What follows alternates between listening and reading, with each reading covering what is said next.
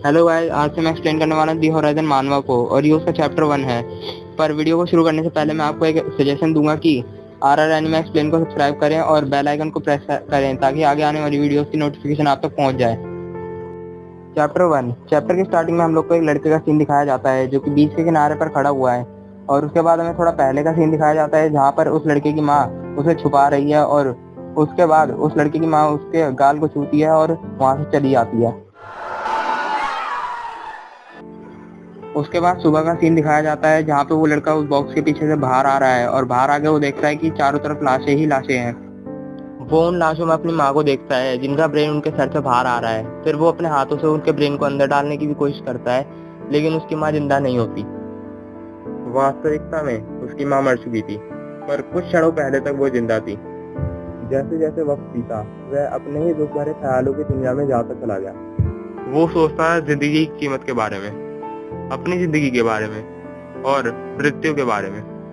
सोचते सोचते वह एक निर्णय पे पहुंचा कि जिंदगी की कीमत असल में कुछ नहीं है, बस ये इंसानों द्वारा तय की जाती है और तबाह भी कर दी जाती है। हम जीते हैं मरने के लिए।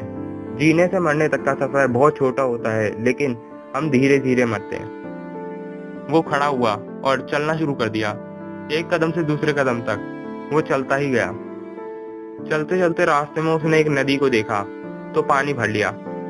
फिर चलना शुरू कर दिया, और चलते चलते उसने देखा बहुत सारी गाड़ियां उसके साथ साथ ही चल रही हैं। रात हो गई थी, पर उसने अपने सोने का ठिकाना देख लिया था। वो लेट गया, पर उसकी माँ की मौत उसके ख्यालों से नहीं जा रही थी। वो रात तो उसके लिए जैसे जीता जागता नर्स थी। सुबह हुई और उस लड़के ने देखा एक लड़की उसे छुप कर देख रही है। उन दोनों की आंखें आपस में मिली। उन दोनों को लगा जैसे समय रुक सा गया हो, और वो दोनों एक ही चीज सोच रहे थे। हो सकता है इसने भी वही चीजें महसूस करी हों जो मैंने करी, और हो सकता है हम दोनों एक ही तरह की जिंदगी जी रहे हों। वो दोनों एक दूसरे से कुछ कहना चाहते थे, पर कह नहीं पाए। बस के बाहर एक जंग छिड़ चुकी थी। लड़के ने जल्दी से लड़की का हाथ पकड़ा और वहां से पूरी ताकत से भागना शुरू कर दिया। लड़के ने देखा बहुत सारे लोग भाग रहे हैं, और तभी वो लड़के के दिमाग में एक सवाल आया। दुनिया ऐसी क्यों हो गई है? अगर यही हमारी जिंदगी है तो इससे अच्छा तो हमें।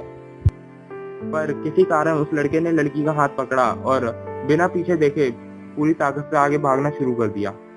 वो दोनों जंगल में रुके।